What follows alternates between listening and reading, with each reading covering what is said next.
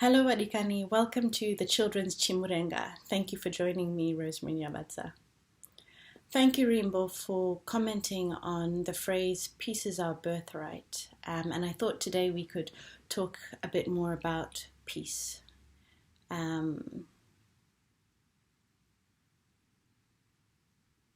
Because peace is a doozy. We say we want it, but do we really want it? We say we want it, but it seems that at every step we are creating conditions that take us further away from it. We think that what we are creating will bring us peace. If I do this, I will be happy, right? So at peace. If I do this, then I will be at peace. But often what that does is it just builds more activity beyond it that takes you further away from the peace. So us thinking that more external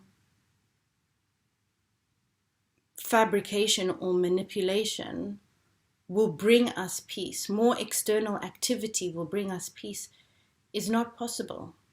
Peace is an unending, steady state that is always there internally, despite what is going on around us.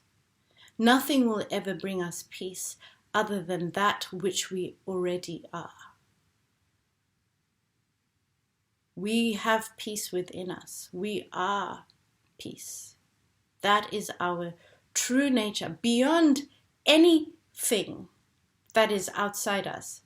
Even if you are sitting in prison, in a cell with 20 other people and no food, there is still a part of you that is fully 100% at peace.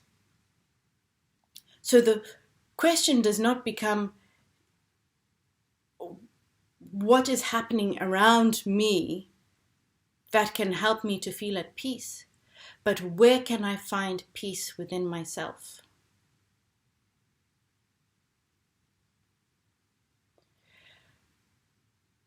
But because of the way we've grown up, often because of the way society is structured, a society of going, getting, doing more, making more, being more external, we think that we have to put our feelers out that way in order to feel something that is already here. Either that, or we become so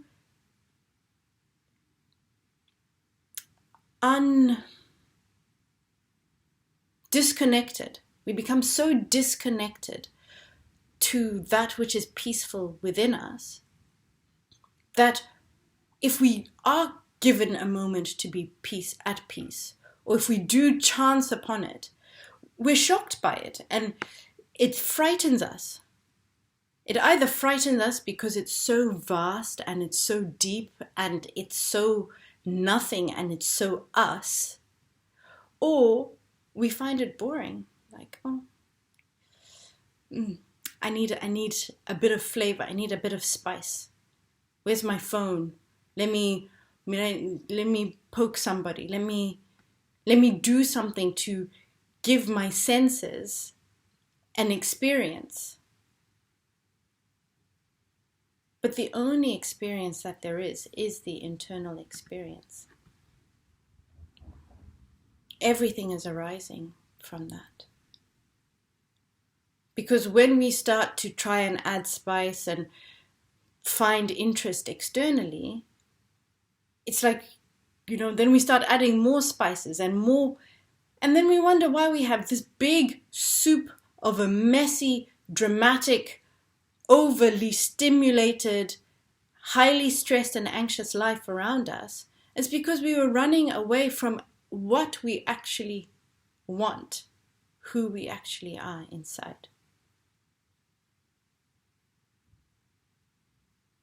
So sometimes Clara, my daughter, will say to me, Mama, I'm bored. And I'll say to her, that's okay. It's good to be bored. Boredom is a place that we should all recognize not as boredom, but as peace. But because we are addicted to thought as humans, even at the age of 4, we experience the lack of thought as boredom, as opposed to a natural resting state. I remember being a child. It's much harder for children now because there's so much stimulation around. And we are also so used to being stimulated that we want to stimulate them. We think that we need to, educate them more and more. We need to take them to this, do this, try this, constantly be bombarded by sensations and life. And we think we're teaching them, and, we think we're helping them. But can we help them to just be? Just to be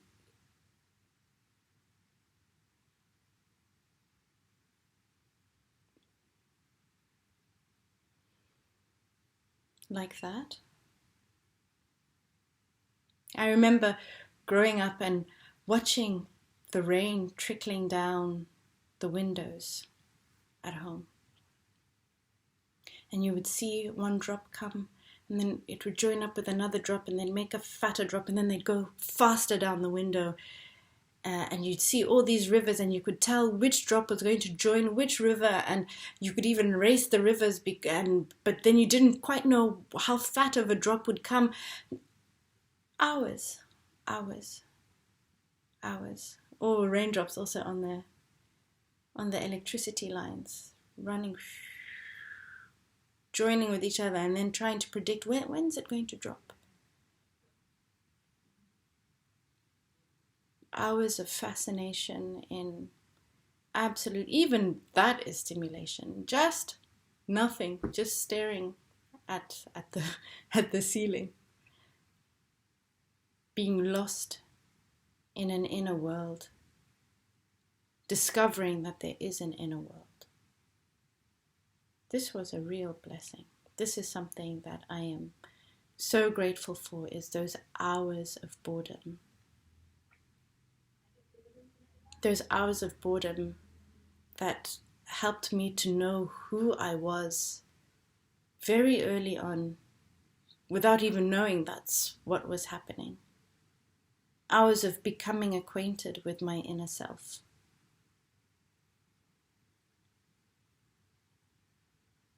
So I hope that my daughter doesn't see these moments of peace as deprivation from TV, deprivation from the phone.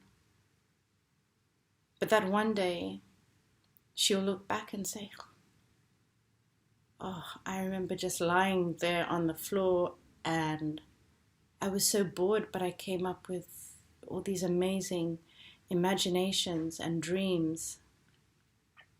I became acquainted with myself without the need for distraction from the void that we all have inside. And I hope that she will recognize that often a lot of what we pursue and do in our lives is to distract ourselves from that void. But hopefully she will be so in love with that place of peace that she will be highly discerning what she creates externally matches that state, so that she's not running from it. She's not trying to create distractions from it, but she creates a life that only contributes to it. And so that life, I don't even know what it will look like. I don't mind what it looks like, as long as she is peaceful and happy and knowing who she is in a thoughtless way, in a way that I can't teach her. No one can teach her. No church, no school, nothing can teach her who she is except her own direct experience of herself as a creator being. And she can only experience that by being in a place of emptiness where she is just so bored. She can't see anything happening around her until she does. Maybe she creates a game. Maybe she finds her heart leaping towards something, and in that she realizes that she is the creator. That the whole of life is a blank canvas for her to choose what to create from. And I hope that she senses the power that she has in that and the autonomy that she has in that, so that she never thinks, I was told to do this, I was trained to do this, I was encouraged to yearn for this, my mom, my dad, advertising, school told me to reach for this. But she knows that there are dreams and realities and potentials within herself that are far beyond anything that any of us could have externally hoped for her. And she knows that she is at freedom to create whatever she wants to see in the world.